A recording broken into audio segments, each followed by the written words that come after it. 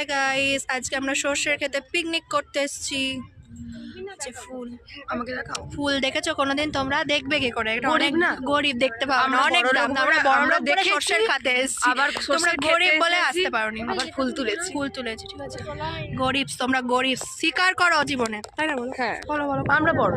আমরা বড় লোক বলে এখানে আসতে পেরেছি, তোমরা গরিব বলে এখানে আসা যায় না। জীবনে বড় লোক হতে হয়, ঠিক আছে?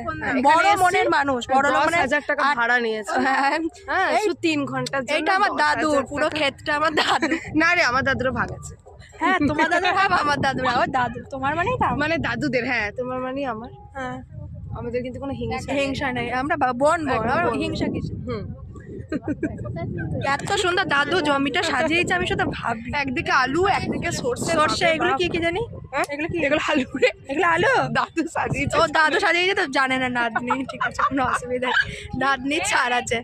ওই যে বাড়িগুলো, ওই বাড়ির খাদানটা আমার দাদু।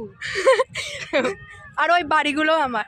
ওই যে আমাদের যে বাড়িটা হবে, বাড়িগুলো তুলে নিয়ে যে করবে সব ফ্রিতে। আর ওই বালির খাদানটা যেটা আছে ওটা আমাদের। ওটা তো ওই যে গাঁদা ফুল গাছগুলো দেখছো, সিনেমাটা হয়েছে না, যে ওই কয়লা খনির পাশে যে ব্যাপারটা দেখিয়েছে আর কি, ওটা অ্যাকচুয়ালি জায়গাগুলো সব আমাদের। ঠিক আছে, গাঁদা ফুলের চাষ হয়েছে, সব আমরা বুদ্ধি দিয়েছি, সব আমাদের, ঠিক আছে। ও বাবা একজন, এই